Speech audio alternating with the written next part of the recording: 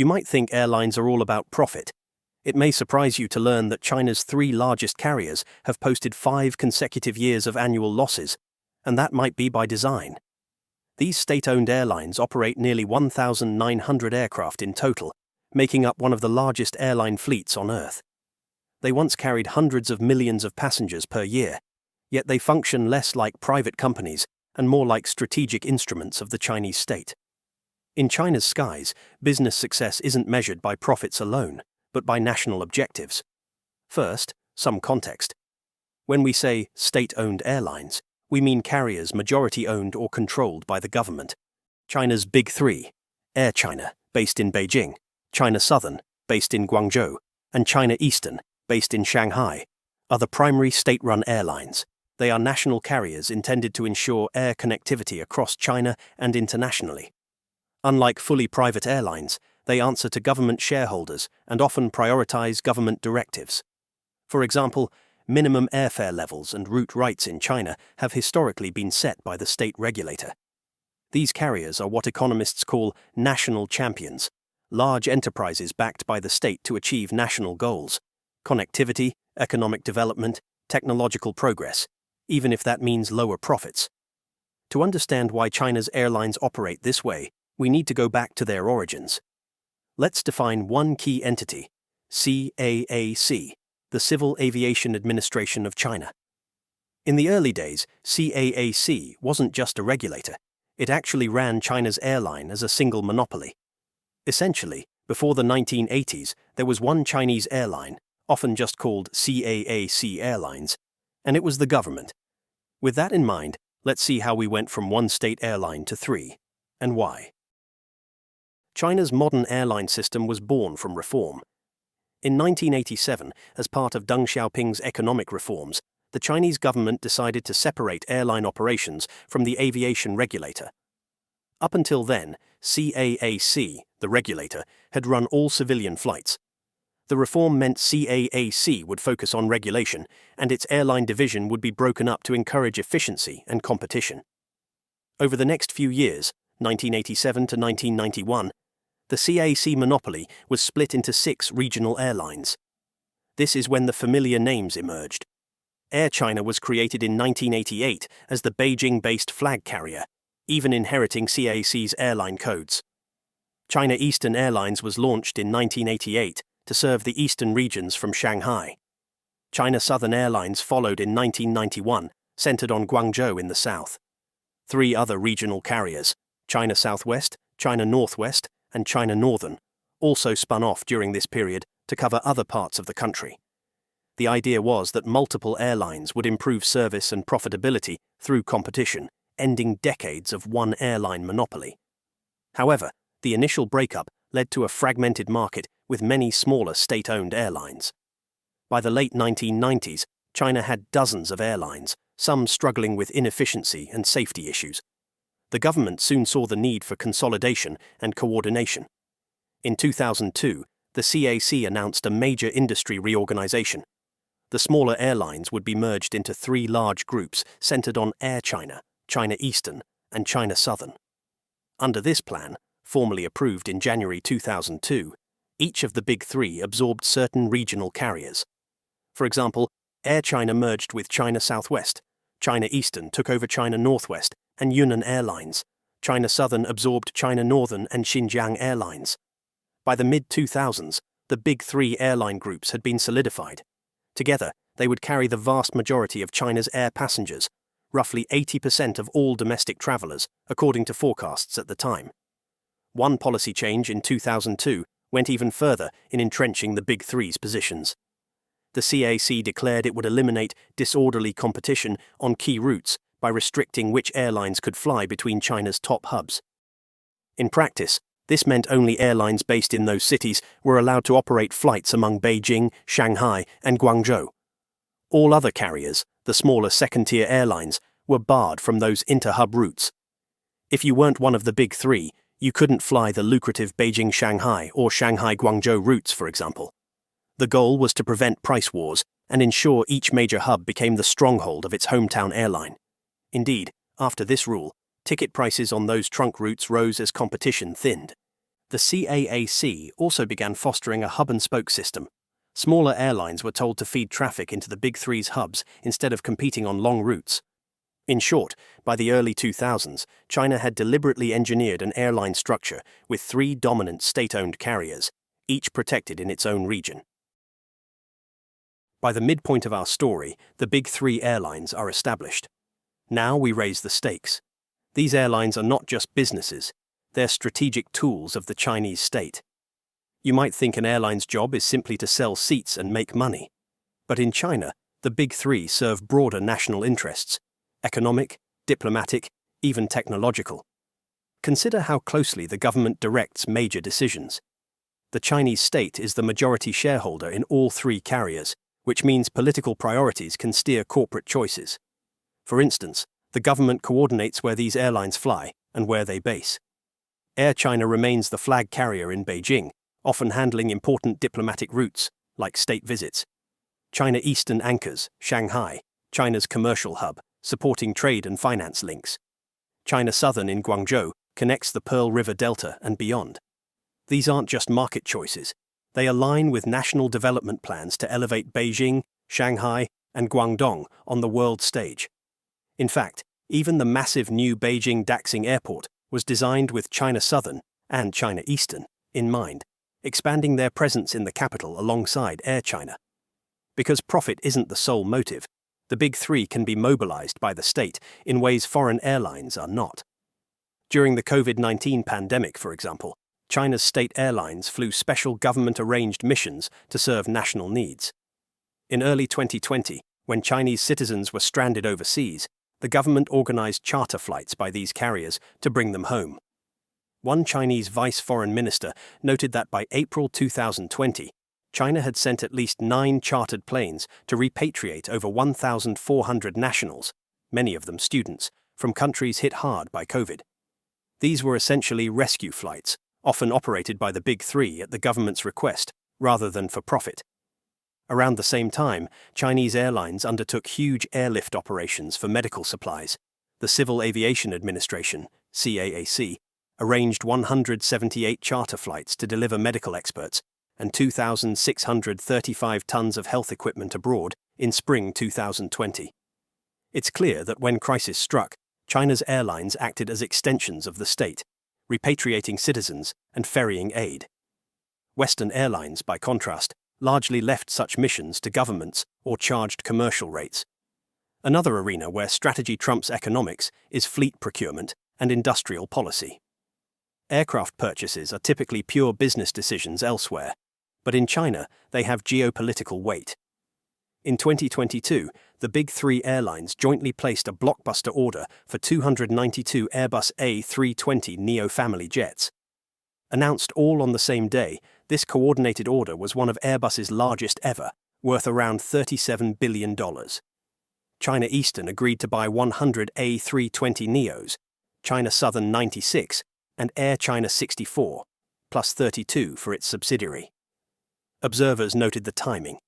This deal came while Boeing's 737 MAX was still grounded in China and amid US-China trade tensions. It signaled a strategic tilt toward Europe's Airbus over US Boeing. Shortly after, China doubled down on its own aircraft industry. In 2023, all three big airlines each committed to purchase 100 Comac C919 jets, China's new homegrown passenger plane. China Eastern was the C919's launch customer, already flying a few, and Air China and China Southern lined up as the next operators, receiving their first C919s in 2024. Ordering 300 domestically made airliners, 100 per airline, is not a move driven by short-term profit. It's about jump-starting China's aerospace sector. The Big Three, under state guidance, are essentially guaranteed buyers for Comac, helping China reduce reliance on foreign jets. This coordinated procurement, huge Airbus deals alongside massive Comac orders, illustrates how the airlines act in concert as an arm of national strategy. In short, by the midpoint, we see that China's airline system is not purely economic. These carriers are instruments of policy. They secure China's global connectivity on the country's own terms. They can be tasked with missions that serve the public interest or geopolitical goals. And they support strategic industries, like aircraft manufacturing, by aligning their business decisions with the state's plans. This sets the stage for how the system actually works day to day, and what consequences, good or bad, arise from running airlines as a branch of government strategy. So how does China's state-owned airline system function in practice? Let's examine the consequences of this model, the outcomes we see in the aviation market. 4 key features stand out: fortress hubs, limited direct competition, coordinated fleet decisions, and a capacity to respond to national emergencies. We'll also consider a major critique of this system, inefficiency, and why supporters argue it's worth it. China's big 3 carriers each rule their home turf. Air China dominates Beijing, China Eastern dominates Shanghai, and China Southern dominates Guangzhou. These primary hubs are like each airline's fortress. The 2002 policy that barred outsider airlines from flying between Beijing, Shanghai, and Guangzhou cemented this arrangement. It essentially granted duopoly routes among the 3 cities to the big 3 only. For example, only Air China and China Eastern fly the busy Beijing-Shanghai corridor, since Air China is Beijing-based and China Eastern is Shanghai-based. Competitors from other cities cannot enter that route. The same goes for Beijing-Guangzhou, Air China and China Southern only, and Shanghai-Guangzhou, China Eastern and China Southern only. This means on key inter-hub routes, passengers have at most 2 choices, both state carriers. The big 3 also enjoy dominant market share at their hub airports. At Shanghai's 2 airports, for instance, China Eastern and its partner Shanghai Airlines reportedly account for about 40 to 50% of all seats, the largest share by far. Similarly, Air China handles a large chunk of traffic in Beijing, especially at Beijing Capital Airport, and China Southern carries the lion's share in Guangzhou. The fortress hub system means limited direct competition on many routes. Instead of aggressively invading each other's bases with price wars, the big 3 generally focus on their own hub-and-spoke networks. They do compete at the margins. For example, all 3 might fly to popular tourist destinations like Sanya or Kunming from their hubs, and there is some overlap on major city pairs. But by and large, each airline has a privileged position in its region. Second-tier airlines, like Hainan Airlines, Xiamen Air, Spring Airlines, etc., face an uphill battle getting prime slots at the big hubs or attracting customers away from the well-established big 3 networks. In fact, the government historically encouraged smaller carriers to cooperate or code share with the big 3 for feeder traffic rather than go head-to-head. The result is that China's domestic market, while large, has been less fiercely competitive than, say, the US market. Prices on major routes have been kept relatively stable, aside from promotional fare wars via travel agents in the early 2000s, and each big airline has a guaranteed customer base in its region. This stability was intentional. The CAAC explicitly sought to avoid disorderly competition that could destabilize the state carriers. For consumers, fortress hubs can be a double-edged sword. On one hand, each of the big 3 has built up very comprehensive route networks from its hubs, which means if you live in Shanghai, China Eastern can connect you to almost anywhere domestically, and many international destinations, via a transfer in Shanghai. The same goes for Air China through Beijing, or China Southern through Guangzhou. These carriers have essentially become like regional monopolies that guarantee connectivity. On the other hand, fewer competitors on each route can mean higher fares and less incentive to improve service. If Air China is the only airline, or one of 2, flying a route you need, you're stuck with their schedule and price. The government's bet was that the benefits of organized growth and strong hub carriers outweighed the downsides of reduced competition. Another consequence of China's state-guided approach is unified strategy in fleet expansion. We already touched on how the big 3 coordinated big jet purchases under state influence. In practical terms, this yields economies of scale and bargaining power. For example, by ordering aircraft in bulk together, the Chinese airlines likely secured better pricing from Airbus. It also sends a signal internationally. As mentioned, the 292 Airbus order was widely seen as Beijing's vote of confidence in Airbus amidst strained China-US relations. Similarly, the alignment on buying the domestic COMAC C919 ensures that planes' commercial viability. No one doubts there's a market for the C919 when each major airline is taking 100 units by government decree. The big three even coordinate on technology and training because of shared fleet choices, which can save costs. All three operate large fleets of Airbus A320 and Boeing 737s, for instance, and now will all operate the C919, meaning the CAAC can implement training programs and maintenance facilities that benefit all state carriers collectively. There's also a national security and self-reliance angle. Relying on foreign aircraft, Boeing, Airbus, is a vulnerability in the eyes of Chinese planners. So the airlines are being used to bolster a domestic alternative. The coordinated procurement of COMAC jets is essentially guaranteed market entry for a new product that otherwise might struggle. By comparison, no US airline would buy a fleet of jets just to support an American aircraft manufacturer unless it also made business sense. In China, that decision is centrally influenced. The same dynamic played out with aircraft engines, navigation systems, etc., where Chinese airlines adopt homegrown tech when instructed to build national capability. One vivid recent example of geopolitics affecting fleet. In 2023, Boeing actually took back several 737 MAX jets that had been built for Chinese customers, because those deliveries were stalled due to tariffs and political standoffs. US-China trade tensions led Chinese airlines to effectively freeze out Boeing for a few years. Not officially stated, but in practice, very few Boeing orders were finalized while the trade war simmered. Instead, Airbus got a windfall. Boeing's CEO lamented that geopolitical issues cost them one of their largest markets. And indeed, Reuters reported that Boeing had to repatriate planes from China because Chinese airlines wouldn't take delivery under the tariff conditions. This is not a normal commercial scenario. It reflects state-level conflict influencing airline behavior. As we look to the future, China's big three airlines face a crossroads of post-pandemic recovery and geopolitical headwinds. The pandemic's aftermath has left them financially bruised, and global politics are introducing new uncertainties. Yet, their role as strategic state assets is, if anything, being reinforced rather than diminished. Let's break down what's next in three parts: financial struggles, slow international rebound, and geopolitical constraints, and how each ties back to the system's nature. By 2025, the big three are only starting to climb out of a deep financial hole.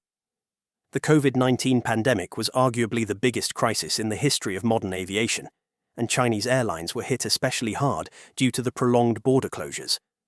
In 2020, 2021, and 2022, Air China, China Southern, and China Eastern all posted large losses each year.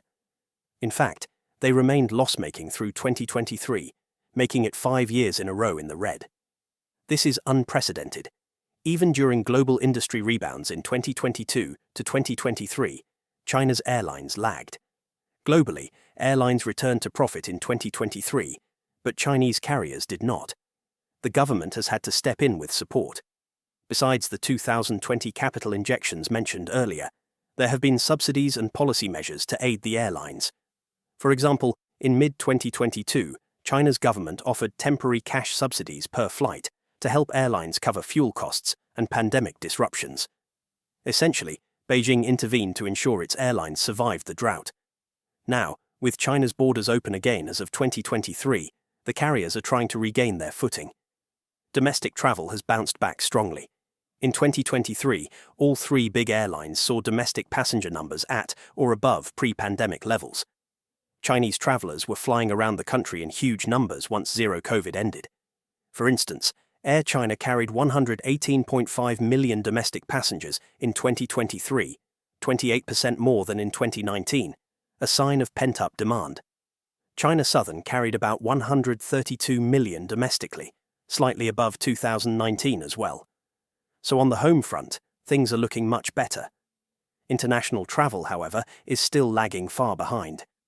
In 2023, the Big Three's international passenger volumes were only around 50% of 2019 levels on average. Air China, for example, flew about 6.7 million international passengers in 2023, which was less than half of what it flew in 2019. China Eastern and China Southern saw similarly tepid international recovery. Despite their best efforts, many planes on long-haul routes were far from full. There are a few reasons: lingering travel restrictions, Some countries only gradually lifted entry rules for Chinese travelers, slow processing of visas, caution by tourists, and limited flight schedules initially. Even by early 2025, China's international air capacity, seats or flights offered, remained around 20% below pre-pandemic 2019 levels. In other words, they still haven't put back 1/5 of their international flights. This slow rebound means the airlines are losing out on lucrative international revenue, which is critical for profitability. Routes to North America and Europe, which were cash cows, are still not fully restored. Business travel is also down. The big three have had to rely on the domestic market, which fortunately is huge, to keep revenues coming in. It's a testament to the scale of Chinese domestic travel that despite almost no international flying for years, these airlines survived at all. But financially, they have accumulated debt and seen their cash reserves depleted. Rebuilding balance sheets will take time. Industry analysts forecast that Chinese airlines might only return to profitability in 2024 or 2025, and even then, modestly. Indeed, for 2024, the big three were expected to still collectively lose money, marking a fourth year of losses, though losses were narrowing.